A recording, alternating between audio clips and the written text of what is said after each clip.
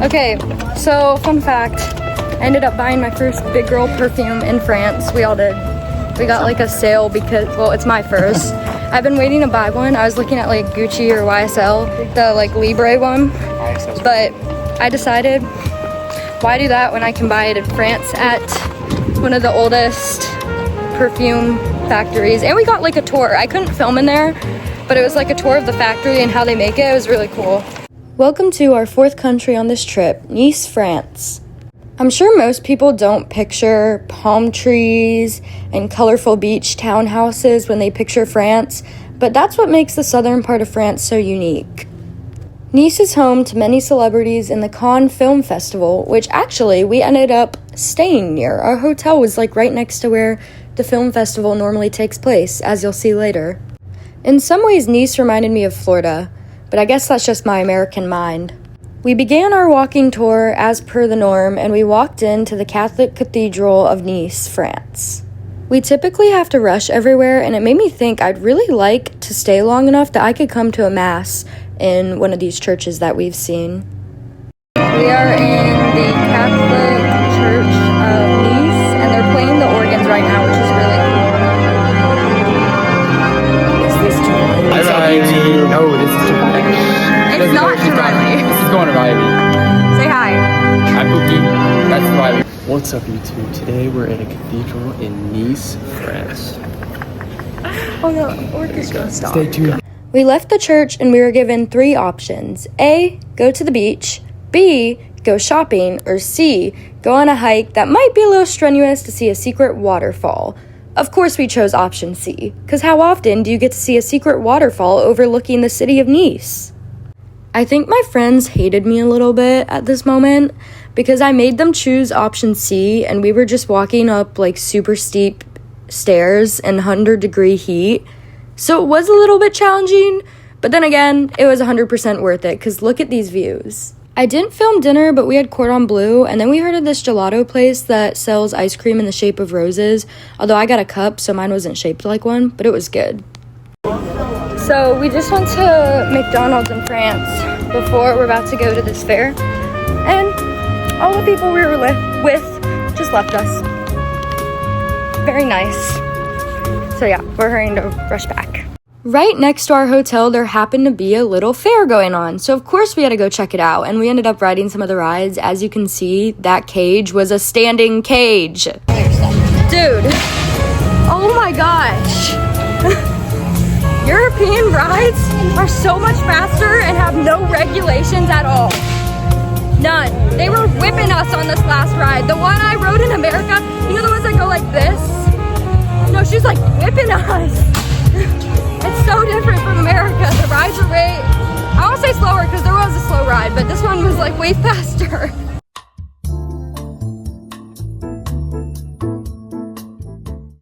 One minor chipped tooth later and we're on our way to ours in Avignon, France. This is definitely my favorite part of France and might be a close tie to one of my favorite places we visited. They gave us 20 minutes to get food, and I was looking around at like this local farmer's market, but they only take like cash. So the only thing I could get was from this like very American tourist place. It's a lovely pastry, but I wanted food. When in France, I guess, get a pastry for lunch. But anyways, we ended up walking to the Nimes amphitheater, which was pretty cool to see, but found out later you could go inside, and we didn't. Fun story time.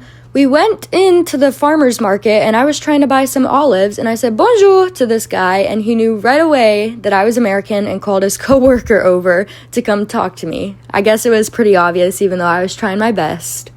Fun fact, Ars, France is where Van Gogh got most of his inspiration. So we tried to walk and go find the Van Gogh Museum, but then found out it wasn't free for students and we gave up. We got on the bus and traveled to Avignon, France, which is straight out of medieval times.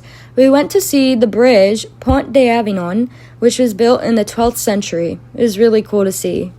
I forgot to mention, but the reason I love this part of France so much is that it reminds me of Beauty and the Beast. Correct me if I'm wrong, but I believe Beauty and the Beast took inspiration from this part of France. Almost every street here looks like the opening scene of Beauty and the Beast, where Belle is galloping through the streets of France. We then visited the Palace of the Popes, which is one of the largest Gothic palaces in the world and was built in the 14th century. And, as you can tell by the name, is home to the popes. In some ways, it reminded me of Hogwarts, the way the architecture was, especially this main room right here. It looked like the dining room in Hogwarts. The palace was pretty monotone except for the Pope's chamber, which was filled with color. The ceiling and the wood with the patterns on it actually reminded me of something out of Frozen, maybe more like a Nordic country. As a prominent theme throughout the rest of the palace, the illustrations on the walls represent the supremacy of the Catholic Church. The grand hall we are about to enter is also known as the dining hall, where the Pope had dinner with his counterparts. Through some tight corridors that again remind me of Hogwarts, we walk to the Court of Honor, which connects two junctions of the palace, the New Palace and the Old Palace. The Old Palace of Pope Benedict XII and the New Palace of Pope Clement VI. As you can see, the palace was certainly ostentatious, showcasing the disproportionate amount of wealth the Catholic Church had over its commoners. The blue ceiling and figures drawn on walls are meant to imitate nature. We exited to another courtyard, which once again reminded me of Hogwarts, the scene where they almost play Quidditch. Stopped for our first crepes in France and realized that there were a lot of street performers.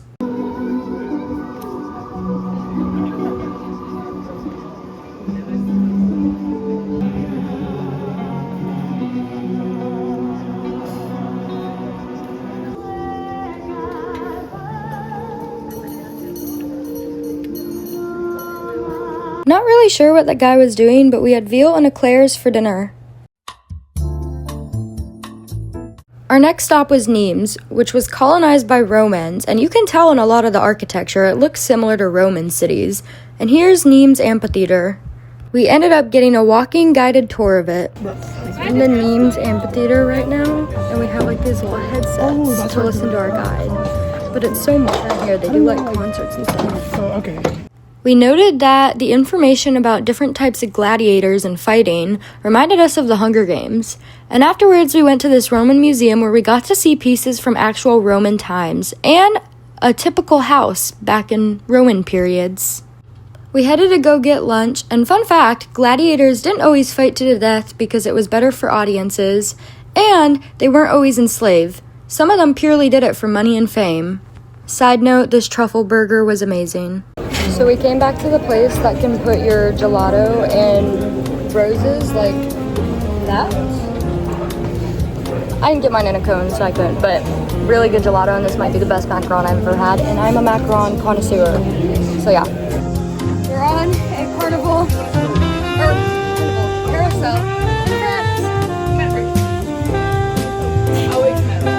because why not? Really impressed. This is my pony. We hopped on the bus once again and headed to a Roman aqueduct called Pont du Gard. Can I just say this area of France reminds me of Southwest America? We just swam in a lake and Mason almost cliff jumped by an aqueduct from Roman century. Like, how cool is that? As we ate baguettes. Then I got told I couldn't cliff jump. So now I'm irritated. We almost. But how French are we? We ate baguettes by a Roman aqueduct on this little lake. Wait. Yes, as I said, we had our movie moment. We ate baguettes and had our dinner by a lake that we actually did swim in. And it was at this Roman aqueduct. So cool. Okay, so we're traveling to Barcelona today, and we have like a 45-minute stop at this gas station. And guess what Mason found in France? France. Dr. Pepper. Also, this is my haul. Also, These little beans and a smoothie. yum, yum, yum. We have arrived in Barcelona. And my two foreign exchange friends from this year, one of them who lives in Spain, the other in Germany, are coming to visit us, so I'm very excited. When we got to Barcelona, we went to this fresh market, and afterwards we went to Moco Museum, modern and contemporary museum. It had some pretty cool pieces that were quite intriguing. Moco Museum featured pieces from Banksy, Andy Warhol, and Salvador Dali, as noticed here. And this was us trying to guess what the art says, because for some reason that just seems so cool when people know how to do it. So we were all saying we're at this art museum right now, and we wish we were one of those people who just understood art. Yeah. Like, it seems so chic to just know what it's saying to you and just know. Mason's actually pretty good at it. I'm okay. Around like a toe bag, so you know he gives sheep. He's an art person. He gives sheep. But I wish I knew. This pink piece you're about to see was actually one of my favorites. I don't know why, I just really liked the bright colors. And yes, this sign was hilarious. There was a whole exhibition for my favorite artist, Banksy. He is an anonymous artist who is also a political activist, and you can see many of his political themes through his art. Some of his art can seem controversial, but really it's just thought-provoking and makes you think about how society works. We then walked into the digital immersive art room, which I'm going to be honest, I don't really know how much this speaks to me other than the fact that it was really cool. But yeah, it was cool to walk through. We headed on yet another walking tour, but this time of Barcelona, and I will have to say, I'm not a huge fan of the people here. We had some iffy run-ins with people here, but the architecture here is got to be one of the best in the world. Like, you get everything.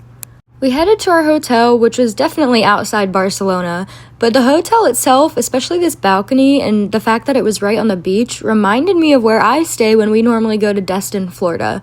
Crazy. Again, another comparison, I know, but look! We ate dinner at the hotel and then found out we had a little surprise.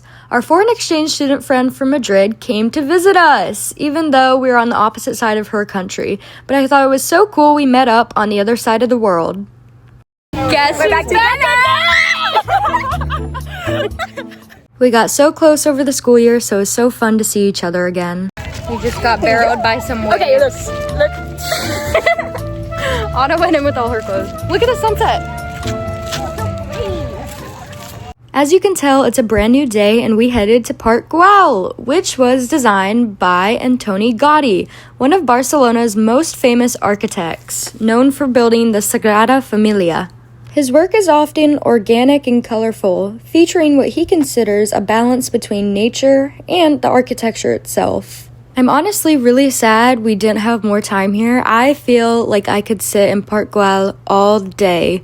It's just so colorful, so serene. Even with the amount of visitors they had there, you don't feel at all like you're being disrupted. Fun little story, but I don't know why. I had a total of like 5 people ask me for pictures today, especially at Park Güell. I don't know if I just look like I'd be good at taking pictures or what, but everybody was asking me to take pictures. I don't know what it is that I look like I take good pictures, but I guess it's a compliment. Lo and behold, we went to the most anticipated La Sagrada Familia, and wow, it looks 10 times more impressive than it does in pictures. It is absolutely insane. After our visit, by my request, we went to go get empanadas, and they had so many different flavors. But I was so proud of myself. I ordered in Spanish, and she understood me. Oh, how I love empanadas. Those are so good. It was really good. And some people didn't even want to go, but then found out that empanadas are amazing. I was right. Our option was that, or someplace our chaperones recommended, which was like pizza and sandwiches, but we did not want that again. But empanadas were so good. I don't know if anybody's keeping count, but I feel like this is my 4th or 5th gelato of the trip. We are walking away not so happy campers. We bought tickets to go inside La Sagrada Familia. Let's just say you can tell by my video that did not happen. They said because we were a group and we bought single tickets, because the group one was sold out, we couldn't go in, and they kept, what's the word? What's the word? They're like, well, yeah, but not that. But where they're like looking at you, they know you're American. Profiling. Oh, they're profiling us, and they did it to a bunch of other Americans. If you Anybody that had an American passport, they would check you and make sure like they pat you down and everything. So far I realize, maybe not Spain, that's a generalization, but Barcelona people are not nice. I got shoved yesterday while walking, and then there was this whole issue with this sketchy Indian guy in the store. And this, what else was there? There was something else too. These people are not nice. And I spoke only Spanish to him, and he shooed me away. He was like, how old are you? And I told him 17. And he was like, no puede, no puede, and like rolled his eyes at me. I was like, okay, trying to be nice to you, but okay. So now we're going to Las Ramblas because we didn't get to go into La Sagrada Familia. Some of our tour did, but I think that's because they had different passports. Okay, so like I said, some people were actually able to get in. So this is not my footage. This is actually their footage that I stole for this video for the purposes of you being able to see what it actually looks like. And I am severely jealous. This looks amazing. So let's all just pretend that I was actually able to go into here. Guess who else just came? Join the club. Now the gang is back together. Yes. Las tangas. Yes, we call ourselves Las Tangas, and if you know what that means in Spanish, well, you know. Also, here's the video of me seeing Josie for the first time in months. It was on my bucket list to get churros, and Anna convinced me to get porras with it. In a place called Flying Tiger that looks almost like Five Below. It's like all this stuff. It's really cheap too. Everything here really was super cheap. But yeah, it's just so great being around everyone again. This is my main friend group all junior year, and it's so crazy that we get to see them on their side of the world when they came to the US for their foreign exchange year, and now we get to see them here. Also, we got tapas for dinner, but I was so emotional I forgot to film it. Just said goodbye to my foreign exchange student friends. It's very sad. This is the aftermath. Now we're in this mall. Before we left, I decided to get some things in the mall that are way cheaper here than they are in the US, and then we went back to the hotel.